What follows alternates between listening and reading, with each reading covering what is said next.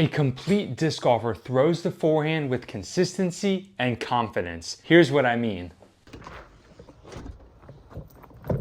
Forehand throws complete your game and skill set so that you can attack any shot on any hole on any course in the world. And that means a higher rating. Hey everybody, what is up? It's Antonio. Welcome to another episode here on Gladiator Disc Golf. Today is day 5 of the 30 videos in 30-day challenge, and I am so excited to be back, and I hope you are too.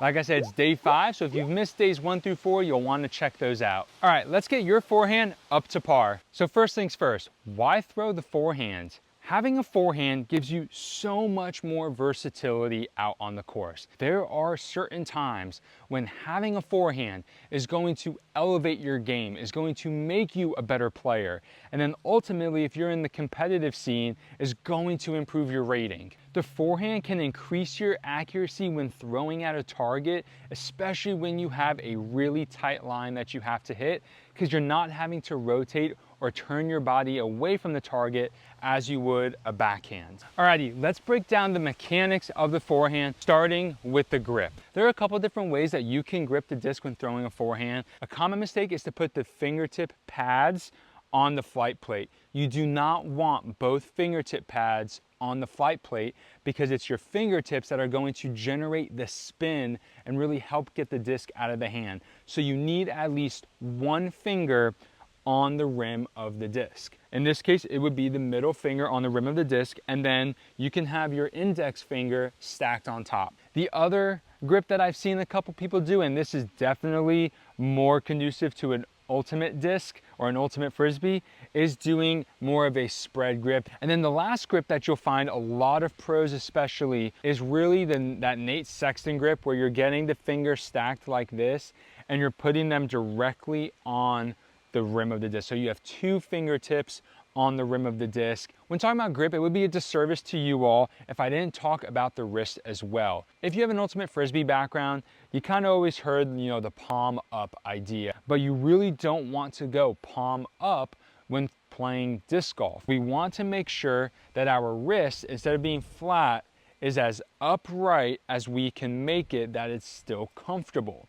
because we get more rotation going this way with our wrist than we do going this way. Did you really like that tip about the grip and the wrist especially? If you did, make sure you give this video a like and go ahead and subscribe so that you can get notified when the next couple of videos come out for the 30 videos in 30-day challenge. Okay, let's get back to the forehand. All right, the next thing is your stance and alignment. When I'm setting up my forehand positioning, I start from the ground up. One of the best indicators of where the disc is going to go is your front leg. I want to position my left foot, that's going to be my plant foot, in the direction I want to throw. You don't want your plant foot on the line that you're throwing. I know that may seem a little confusing. We want the plant foot line and the disc line to run parallel to each other. Now we need to have a strong base, something to help generate that power coming forward in the shot, and that starts with the back foot. I teach forming an L with the lead foot and the back foot. What you want to do is have that L, that way you can sit into it and then come forward. And now as you come through, you're going to get to the hips and the core. Every optimal athletic position uses the hips and the core, and so we want to include those in the forehand throw. We want to be set up with a slight bend in the knee. You've gone from facing the target with square shoulders to bringing it to the side. This is why it's so important that the disc is on the line you're throwing on and not your plant foot. We bring it, and then as we come through in the lower body, we start from the back, forward, ground up, just like with the backhand. We're gonna bring that back leg in from this L-shaped to running more parallel with the plant foot. That's going to get the back knee coming in, it's gonna get the hips rotated, it's gonna get the core engaged, and then the arm's going to follow through after that. You'll feel the weight transition, the momentum shift come into your plant foot. Now, how do you control the angle when throwing forehand? I've already talked about the wrist, which is a great way to make sure that you're controlling that nose angle. The other thing that I have found to be indicative of your release angle is your chest. If we're throwing and our chest is pointed up to the sky, guess where your disc went? Right up to the sky. And so if I'm throwing neutral and flat, I want to keep that chest nice and flat. But the moment I tilt up, notice how the disc went with it. I'm not moving the disc, I'm moving my chest.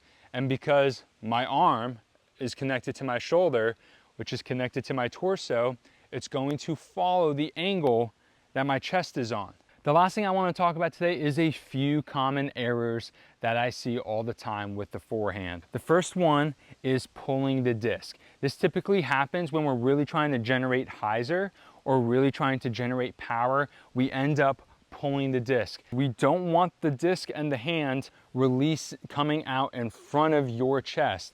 We want it to stay out to the side. The other issue, and this typically happens when you're keeping your palm face up, is rolling the wrist. If you keep the palm up, you may find that you tend to roll the wrist a little bit more as you try to generate power. But if you've already set your wrist up to be as vertical as possible like this, you do not have to worry about rolling the wrist as much because you're getting full extension. But if you're positioned more like this to end up getting extra power, you end up rolling your wrist so that your wrist joint can fully bend. And the last common error is one that might make a couple people upset, is you're probably using too overstable of a disc. An overstable disc on the forehand is going to cover up a lot of mistakes. It's going to cover up those yanks and pulls, especially if you don't quite have the power for the disc yet, because it's going to always come back and fade. It'll even counteract some of the wobble that you might be putting on it. But if you really want to improve your forehand, throw more neutral and understable discs. So I want to hear from you guys, what's your preferred forehand disc? I really like throwing the Firebird. I've essentially thrown the Firebird since playing for a few months to now, so it's been years that I've had a Firebird in the bag or a Firebird type disc. I also really like forehanding the Bobcat, the Mint Bobcat, but I want to know from you, what kind of discs do you like to forehand? What specific molds do you forehand? And I'll see you tomorrow where we'll talk about throwing in windy conditions, which might have actually been perfect to record that video today with how much wind we're having. So I'll see you all tomorrow.